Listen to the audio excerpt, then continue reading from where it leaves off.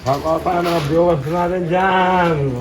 Yan, shout out kay electrician natin, Roel. 120, ganito po siya. Kakinis. So pag yan, pagka-unti lang, saglit lang po, matutuyo na yan mamaya. Ito po yung sinasabi ko kanina na mistake. Wala pong pandikit to. Bali ito nga po yung bago nating binili na brand. Sa City Hardware din po natin nabili to. First layer pa lang po to ng skim coat natin. Ganyan po siya ikabit.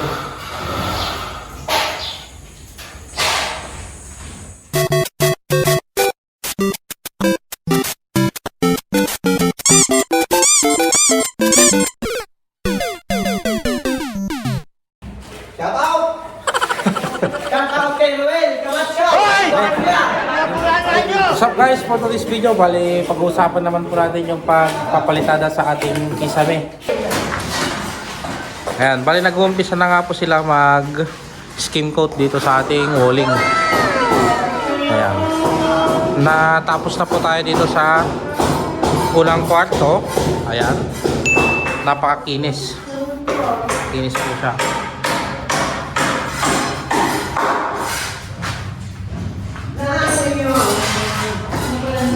Ayan. Iba naman po yung ating gagamitin para sa kisame. Ayan.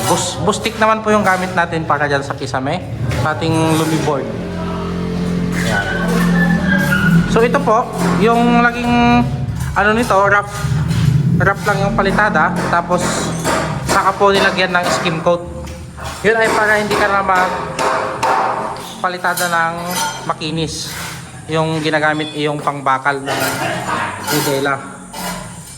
Ayan. Bali, ganito lang po siya. Ganito po siya ka-rough nung pinalitadahan ng skim coat. Ayan. So ito po is lilihain pa yan. What? Ayan, nalihan na pala yung iba dito. Nalihan na pala yung iba. Ayan. Bali, tatlong coating po to. Ayan, tatlong coating sa ating first room. Medyo magastos din po, no? Yung gamit naman po natin na pang skim coat is ito po, Mundo na TVs. Pinakamaganda po talaga to. So ito nabibili po sa City Hardware, sa Welcome, sa ibang hardware. Nagpipresyo po ito ng 580 pesos. Ayan. Davies baka naman. Gamit naman natin sa pangkisame itong Bostik na yan. Pero bumili na din po tayo ng mas mura na pang skim coat. Naubos na po yung Mundo na gamit natin. Ayan. Kaya bumili na po tayo ng bago. Bali ito nga po yung bago nating binili na brand. Sa City Hardware din po natin nabili to. Ayan naman siya. Master skim coat din po siya. Mas mura, 420 lang po ang isang bag nito. Yan, nire-ready lang muna nila ng bakal.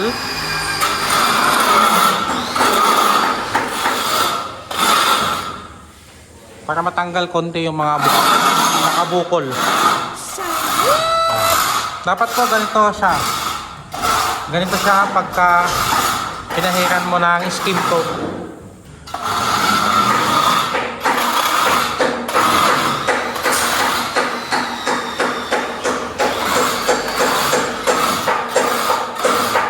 Ayan, dito naman tayo sa third room. Ayan, bali nandito yung naglalagay ng ating... Ayan, yan naman po kinakabit niya is... Yan naman po yung tinatawag natin na mesh tape. Ayan, para sa mga dugtungan ng ating kisame. Para hindi naman po nakikita yung dugtungan pagka pininturahan. Ayan po siya. Ganyan po siya ikabit.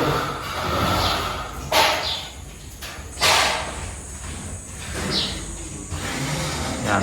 Bali bustik na po yung gamit dyan sa taas na pang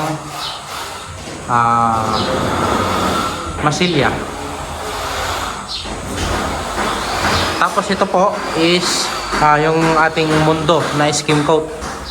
Yan yung bustik na po yan, yung nasa taas, bustik.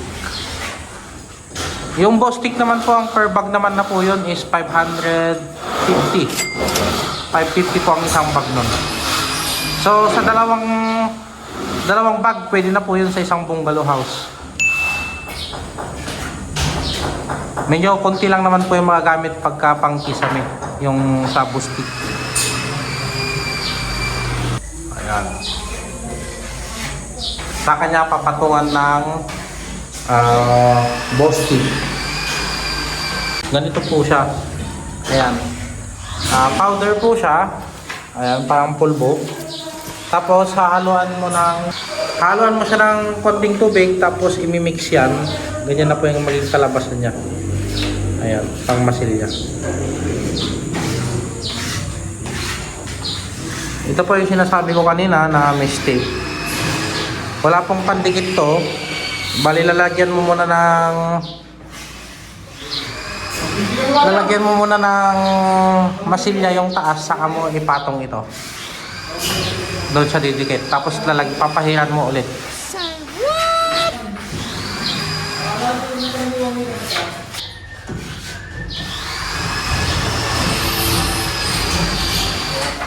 So maling practice po yung lalagyan mo ng skim coat, yung ganito kakinis.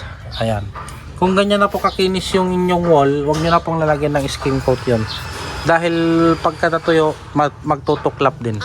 So kung napahiran nyo na po ng second or third layer, mag-apply pa po tayo ng primary latex, flat latex na isang coat lang. Tapos saka po tayo magpapahid ng pinaka-final na kulay ng bahay. Mga 2 layers lang po. Ayan, pwede na po yun.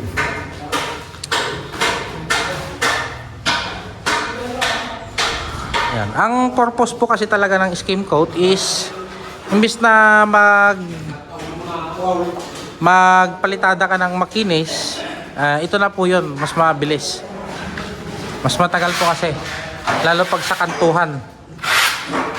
Ayan. Ayan, si tropang shout out. Shout out. Out, bossing! Dati ko ka. Hindi ka siyang.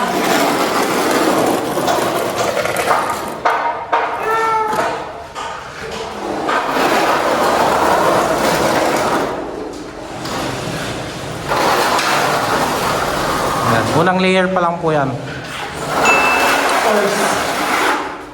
So pagka-unti lang, saglit lang po, matutuyo na yan mamaya. Papatungan mo ulit ng second layer hanggang third layer. Tapos sa last na coating mo na ika-third layer, doon ka na po mag-apply ng liha. Lilihain mo na po yan para maging makinis lalo.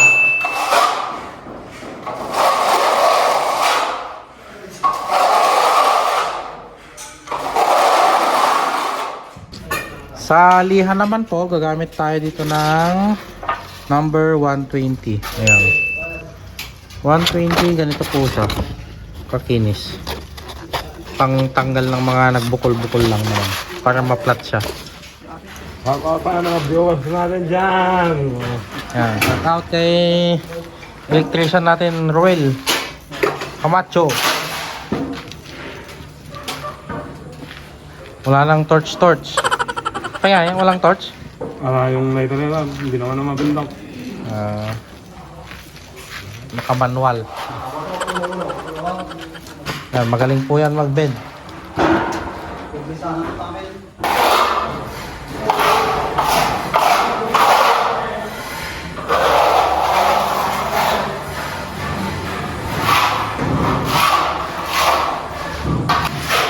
So ito pa lang nasa baba, naka-isang layer pa lang po tayo dito. Ang first layer pa lang po to ng skim coat natin. At least hindi siya masyadong machok. Yung iba po kasi masyadong machok. At saka yung iba, ito maganda ito yung bracket na gamit natin dahil hindi na po siya nagka-crack. Wala na po siyang hairline crack. That's it for today's video. Keep on subscribing for more videos.